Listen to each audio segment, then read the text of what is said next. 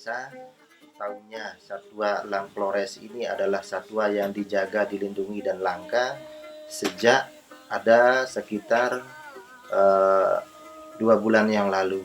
Artinya saya tahu sejak masuk hidup di Desa Sambi Elen. Banyak yang sebenarnya dari dulu kita tahu bahwa itu burung, tetapi baru 3 minggu yang kemarin kami tahu bahwa elang Flores ini termasuk satwa yang dilindungi. Bicara masalah burung elang, sementara ini kita masyarakat secara umum masih sangat awam. Artinya selama ini belum pernah kita mendapatkan informasi maupun wawasan entah dari lembaga pendidikan maupun pemerintah kaitannya dengan burung elang. Jadi untuk membedakan antara jenis-jenis burung elang ini sama sekali kita tidak tahu. Artinya beda-bedanya jenis burung elang yang kayak gimana kita tidak pernah tahu. Yang umumnya kita ya tahu elang pemangsa ayam ini aja sama pemangsa ular itu. Jadi untuk nama-nama jenis elang itu kita sama sekali tidak tahu. Elang Flores merupakan raptor atau burung pemangsa endemik Nusa Tenggara yang terdapat di Pulau Flores, Sumbawa, dan Lombok. Penelitian mengenai elang Flores pertama kali dilakukan di Flores, Nusa Tenggara Timur, dan dari situlah nama elang Flores untuk raptor yang sudah sangat langka ini didapatkan. Pada tahun 2014, elang Flores telah ditetapkan sebagai salah satu spesies prioritas oleh Kementerian Lingkungan Hidup dan Kehutanan. Saat ini, status elang Flores telah menjadi burung pemangsa yang keberadaannya paling terancam punah dan kritis. Secara keseluruhan, pada tahun 2005, jumlah elang Flores hanya sekitar 250 ekor di Indonesia. Dan di Pulau Lombok sendiri, elang Flores diperkirakan hanya tersisa sekitar kurang dari 50 ekor. Secara selintas, elang Flores mirip dengan jenis burung-burung pemangsa lainnya yang berada di sekitar Pulau Lombok.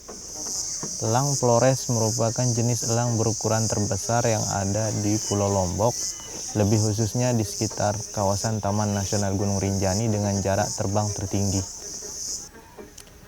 Tubuh elang Flores dewasa berukuran antara 55 cm sampai dengan 80 cm. Bagian atas berwarna coklat kehitaman dengan lapisan coklat muda pada bagian belakang. Sedangkan bagian bawah dari leher sampai perut raptor endemik Nusa Tenggara ini berwarna putih dengan corak tipis berwarna coklat kemerahan pada bagian ujung.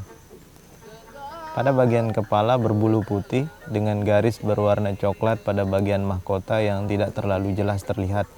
Paruh dan tengkuk berwarna hitam.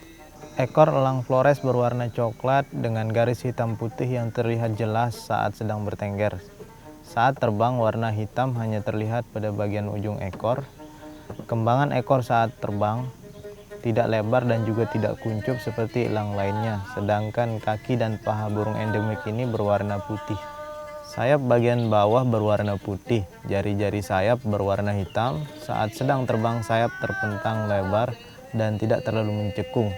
Ujung jari sayap tidak terlalu mengarah ke bawah tetapi ke samping. Habitat elang Flores tersebar di hutan berdataran rendah sampai dengan ketinggian 1.600 meter di atas permukaan laut.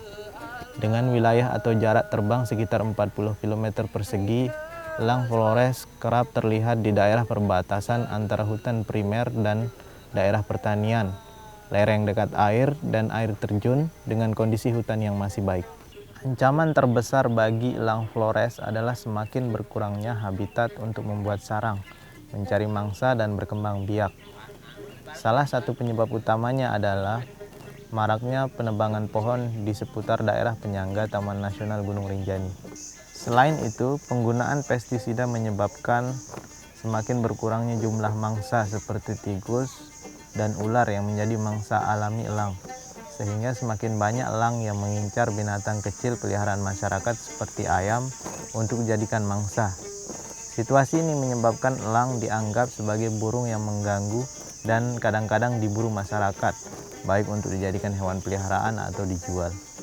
Usaha pelestarian elang Flores sebagai burung pemangsa yang paling terancam keberadaannya di muka bumi ini sangat dibutuhkan.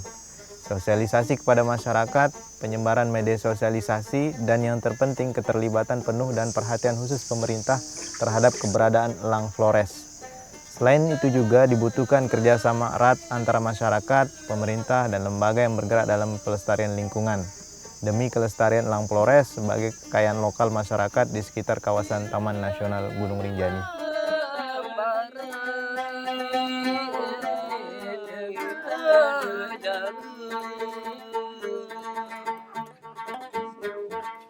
Salam niki